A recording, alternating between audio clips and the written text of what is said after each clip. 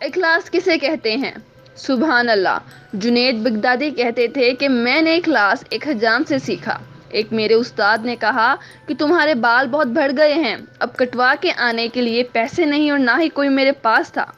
حجام کی دکان کے سامنے پہنچے تو وہ گاہک کے بال کاٹ رہا تھا۔ انہوں نے عرض کی، چاچا اللہ کے نام پہ بال کاٹ دو گے؟ یہ سنتے ہی حجام نے گاہک کو سائڈ پر کیا اور کہنے لگا، پیسوں کے لیے تو روز کاٹتا ہوں، اللہ کے لیے آج کوئی آیا ہے۔ اب ان کا سر چوم کے کرسی پہ بٹھایا، روتے جاتے اور بال کاٹتے جاتے۔ حضرت جنید بغدادی نے سوچا کہ میں جب کبھی پیسے ہوئے تو ان کو ضرور کچھ نہ کچھ دوں گا۔ عرصہ گزر گیا، یہ بڑے صوفی بزرگ بن گئے۔ ایک دن ملنے کے لیے واقعہ یاد دلایا اور کچھ رقم پیش کی تو حجام کہنے لگے، جنید تو اتنا بڑا صوفی ہو گیا ہے، تجھے اتنا نہیں پتا چلا کہ اللہ کے لیے کیا جانے والا کام کا بدلہ مخلوق سے نہیں لیتے۔ بطور مسلمان یہ ہم سب کا عقیدہ ہے کہ ہمیں آخرت میں اپنے دنیا میں کیے گئے تمام اعمال کا حساب دینا ہے۔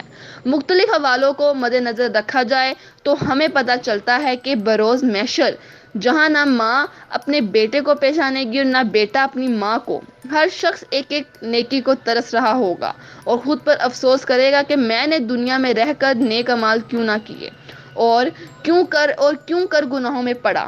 حضور پاک صلی اللہ علیہ وآلہ وسلم کا فرمان ہے، عالی شان کا مفہوم ہے، قیامت کے دن کوئی ایسی آنکھ نہ ہوگی جو رو رہی ہوگی، بس صرف 3 ایسی آنکھیں ہیں جو نہیں رو رہی ہوں گی۔ ان 3 آنکھوں میں سے پہلی آنکھ وہ ہے جو غیر محرم کی طرف دیکھنے سے بچی ہو، دوسری وہ آنکھ جو اللہ عز و جل کی راہ میں اس کے راستے کے اندر جاگتی رہی، پہرا دیتی رہی یا سرحدوں کے اوپر حفاظت میں مشغول رہی، اور تیسری وہ آنکھ جس کے بارے میں جان کر آپ کے بھی رونگٹے کھڑے ہو جائیں گے۔ فرمایا تیسری وہ آنکھ ہے جس سے خوف خدا میں مکھی کے سر کے برابر بھی آنسو نکلا ہو۔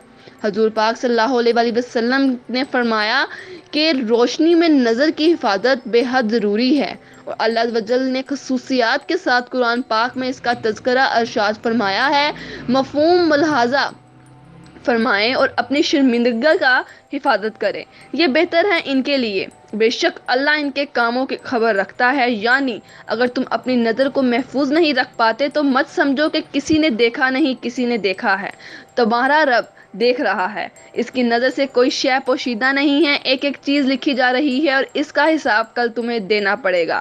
بے شک وہ جانتا ہے، وہ دیکھ رہا ہے، اگر تم بچ جاؤ تو وہ پھر بھی دیکھ رہا ہے، اگر تم نہ بچو تو وہ پھر بھی دیکھ رہا ہے۔ دوسری طرف مسلمان عورتوں کو یہ حکم دیا گیا ہے کہ اے محبوب، مسلمان عورتوں کو بھی یہ حکم دیں کہ وہ بھی اپنی نظروں کو نیچا رکھیں۔ اگر مرد کو روکا گیا ہے تو وہاں پہ غیر محرم عورت کو نہ دیکھے، تو عورت کو بھی روکا گیا ہے، اس لیے ہر صاحب ایمان مسلمان کو اپنی آنکھوں کی حفاظت کرنی چاہیے، اپنی آنکھوں کو ان آنکھوں میں شمار کرنا چاہیے جن سے قیامت کے دن آنسو نہ گر رہے ہوں گے یا نہ رو رہی ہوگی۔ اللہ سے دعا ہے کہ وہ ہمیں اپنی آنکھوں کی حفاظت کرنے والا سچا پکا مسلمان بننے کی توفیق عطا فرمائے، آمین۔